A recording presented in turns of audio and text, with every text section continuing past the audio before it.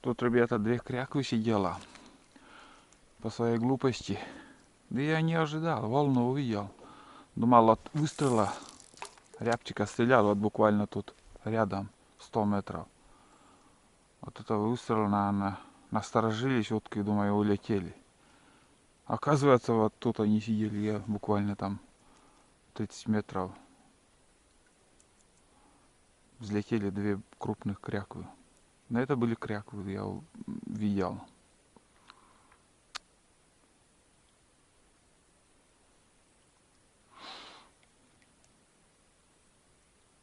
К блесне подходил Хариус, но вот поменял червяка и без разницы. Хоть ты что. Ну, вода большая, поэтому рыба не берет. Частично есть, видно, что частично рыба в ямах сидит по несколько штук, но брать не берет. Потому что вода море. Здесь обычно такой небольшой пляж. Я там хожу, рыбачу, а в этом году ничего не видно. Ну да, как я увидел речку, сразу понял, что воды много. Не берет. Хариус он такой, если не хочет брать, ты хоть что ты кидай ему, он не будет брать. Бесполезно. Вот так вот снимаешь сколько гигабайтов, потом монтировать очень трудно фильм. Искать, где у тебя когда-то клюнуло или еще какой-то интересный момент. Подход был или утки взлетели. А выключишь камеру, обязательно клюнет или еще. Не хочет брать и все. А хотя тут есть он, я его видел. Прям возле берега.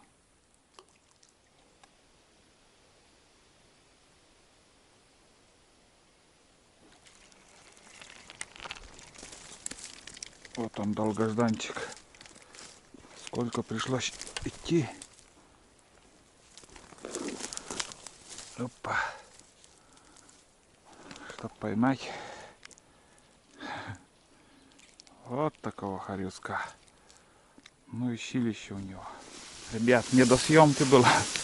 Свистанул, и рябчик прилетел. У меня камера в кармане была. Да и снимать как-то неудобно. Через кусты. Но я шлепнул его. Вон он. Это самец должен быть. Перья сколько. Опа. Ну да.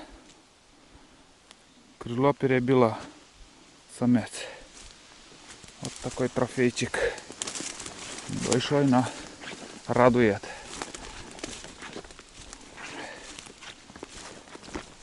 Так что сейчас уже смело могу сказать, что в этом году барая птица более-менее есть. Ну и одиночки, вот это одиночка отозвался. Даже не отозвался, я свистанул второй раз и подлетел. Вот так. Рыбачить как-то уже поднадоедает. Хочется покушать, где-нибудь костер сделать, может, пообедать. В принципе, место нормальное, но рыба не берет и не хочет. Вот так. Ну все, идем дальше. Как всегда, ребята, камера была выключена. Вот смотрите. О, очередной хариус попал. Вот тут сперва подходил, потом еще раз кинул и попался. Вот такой он. Плотный, толстые здесь хариусы. Как селедки, блин. Вот именно вот они упругие, толстые, могучие, сильные, крепкие. Вкусные, наконец-то. Все четко, ребят, все четко. Самое главное, вот сегодня, как я заметил, с ямы одну штуку поймаю и все. Обычно парные они, и сейчас стаей должны быть.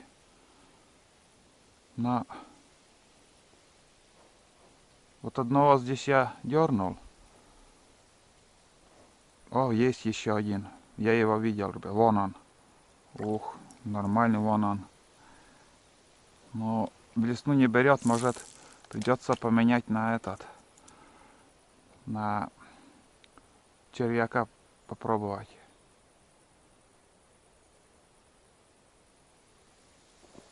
Вон он. Оп.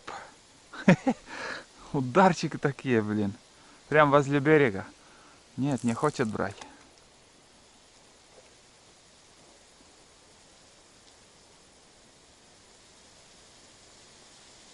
Вон он. И это зацеп. Это зацеп, ребят. Это зацеп. Так. Сейчас попробую, я поменяю на этот. Как его? На червя попробую.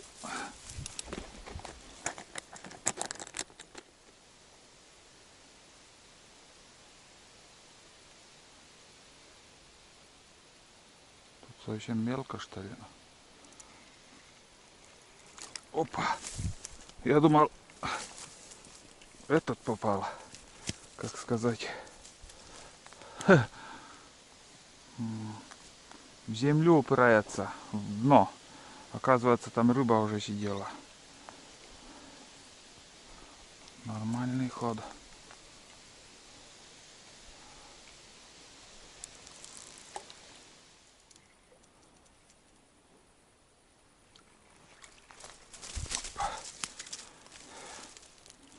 Моментально.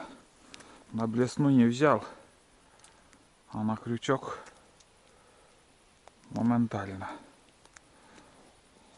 Вон он.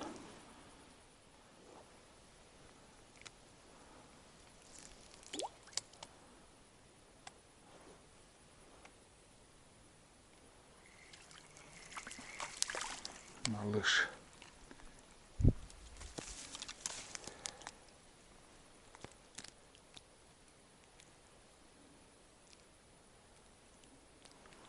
Малыш, ребят.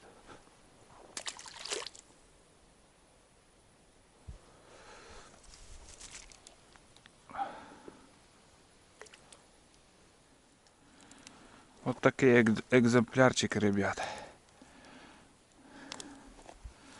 Крупнее не поймаешь, потому что их нету. Если есть, то единицы. Может и не берет, я не знаю. Но это уже допустимо, нормально. Хорошие экземплярчики. Чтобы не испортилось. Ахариус очень быстро портится. Я их быстренько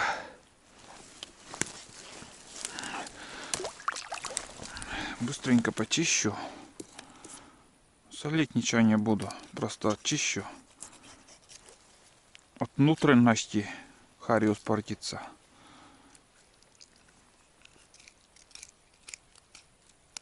Вот. Самое главное внутренность и кровь этот убрать.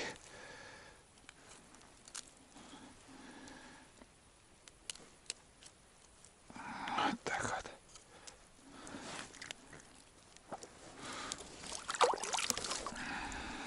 Вот. Замерз вообще ужас. Немножко погреться.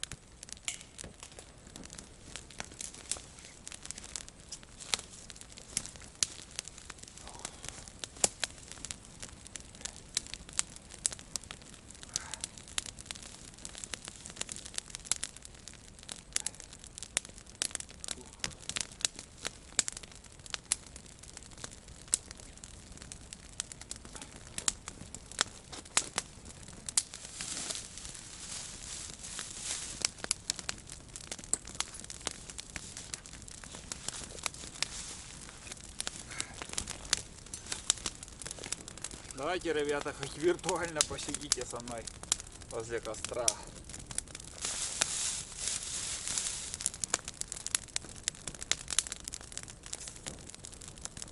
Традиционно кашу нагрею.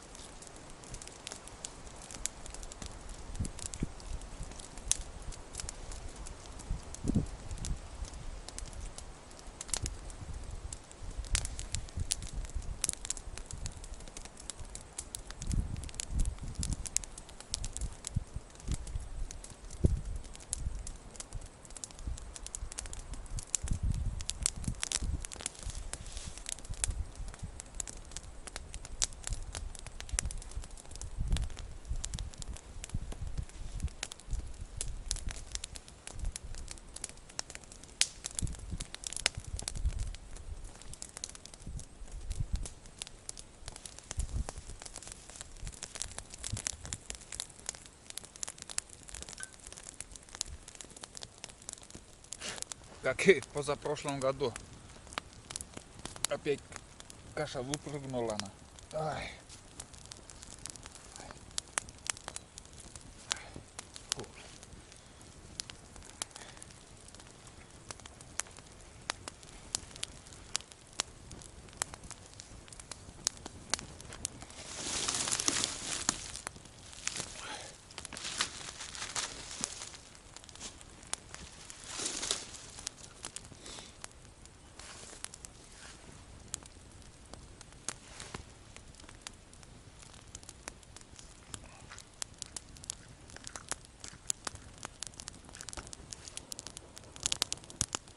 Каша с углями, с дымком.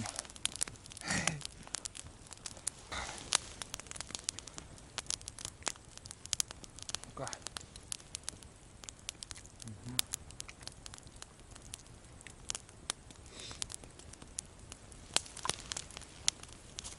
Нормально. Очень вкусно. Не первый год уже в походы хожу с этой кашей. Ну вот.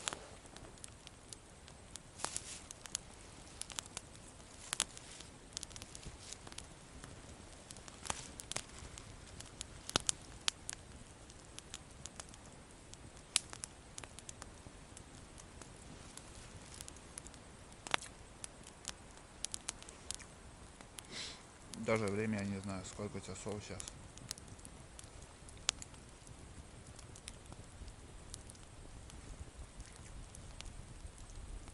Не знаю.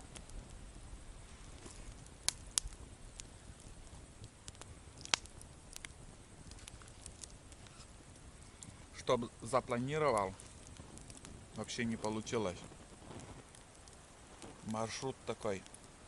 Рыбалки мало получилось.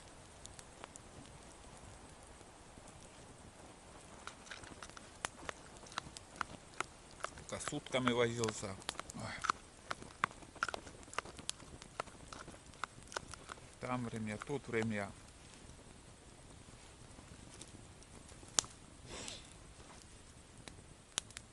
Фу. Ну и дымы. Фу.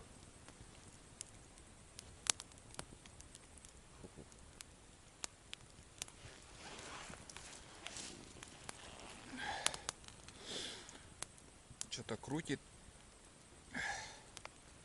ветер.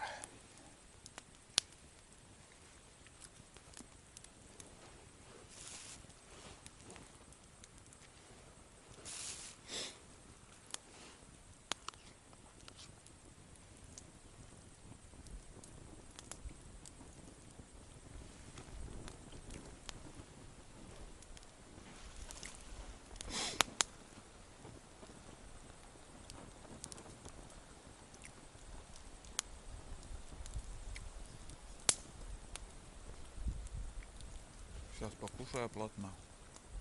И дальше. Ну, наверное, от силы еще часок. Там надо уже возвращаться. Топать еще, будь здоров нам.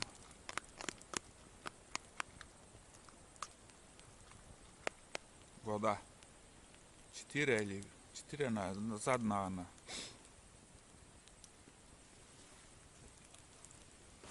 На эту речку я с Денисом приходил. Вообще верховье, ну, в прошлом году нам также рассказывал. На самое верховье сходили. Но воды вообще мало было. Мелководье. Но казалось, там рыбы не было. Рыбачили. Сколько бродили мы. Я поймал, наверное, 10 хариусов. А Денис вообще не поймал. После этого он сказал. Хоть, говорит, отец, ты меня цепью привяжешь и будешь поднимать на эту реку. Я, говорит, вырвусь и убегу. Но сюда больше не приду. Он понял, что трудно ходить тут.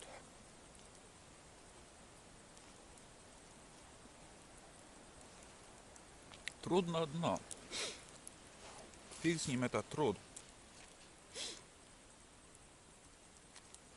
Но вот когда человек один раз приходит, на эту реку он 2 раза приходил. Ниже я его поднимал и на верховье. Но он пришел в надежде поймать что-нибудь. Сколько километров мы прошагали тогда, и ни одной рыбы не поймал. И сразу у него настроение упало. Интерес пропал. Не настроение, а интерес пропал.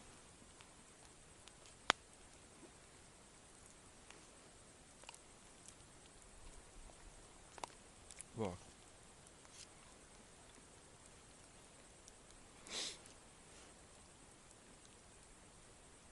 Так что... А я почему-то все равно каждый год прихожу. Поймаю, не поймаю. Мне интересно.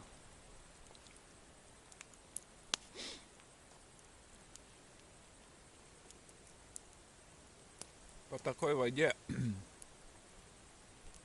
я и не думал, что столько рыбы я поймаю. Вода большая. Рыба не активная вообще. Вялая. Это не клюет.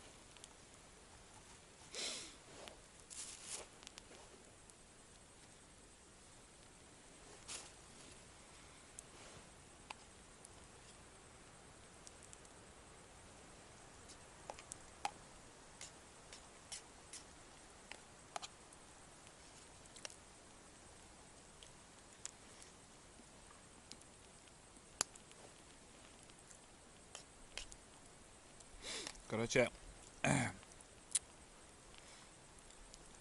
рассказ расскажу. Фиг с ним. Обычно за ужином, как всегда, рассказывал. Ну, когда что в голову придет. Какое время. Вот сейчас кушаю, и я эту корку, вот эту черную корку обычно не ем. Но никогда не выкидываю. И в голову тоже так же мысль пришла. Ну, дедовские мои наши рассказы, мои дед рассказывал. Может был, может не был. Но охотники начали собираться в тайгу. И у них отец уже не ходил в лес. И молодые охотники, когда начали собираться, отец им сказал: вы, говорит, сыновья, или одному брату, сыну, сказал: вы, говорит, обратно будете возвращаться, а мне крошки принесите. Ну вот, крошки вот день, одну кучку, второй раз. И набирается, бывает, много. Ну и братья собрали эти крошки.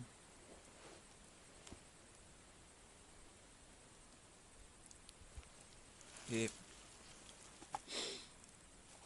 когда уже обратно начали возвращаться, сезон закончился, начали возвращаться,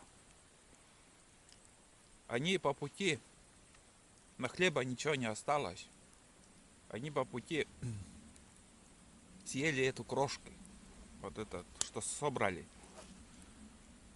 И когда пришли домой, ну, говорит отец: твою просьбу не выполнили, крошки не привезли, мы по пути съели, нам захотелось кушать, и мы по пути съели. А он хитрый был, оказывается, и он сказал: а я ради этого и попросил. Я знал, что может быть закончится у вас хлеб, и эти накопленные крошки вам поможет. Ну, такая история, в общем, охотникам.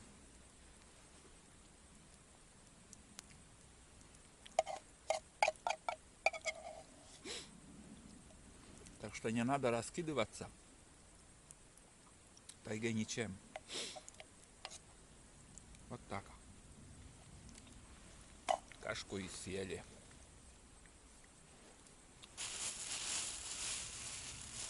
Так. Сейчас еще чаек попью. Костер потух. Ну, и ладно.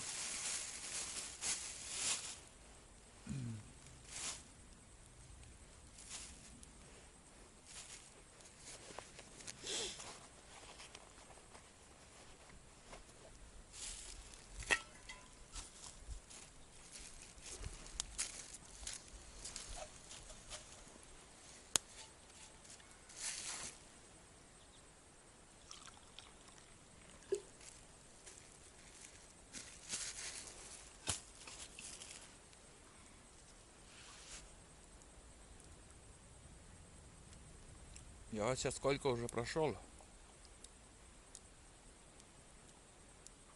Я не увидел следов лосей, медведей. Я не знаю почему. Ни одного лосиного следа. Свежего зачеса ничего нету. Как мне странно.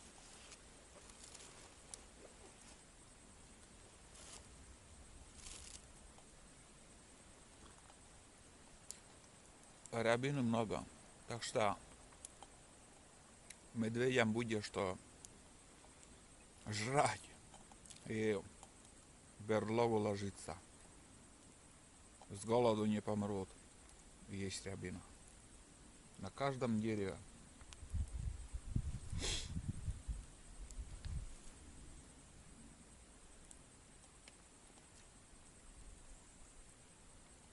Вот так. Ну ладно. Самое интересное, потух костер. Я вообще допиваю чай и пойдем дальше.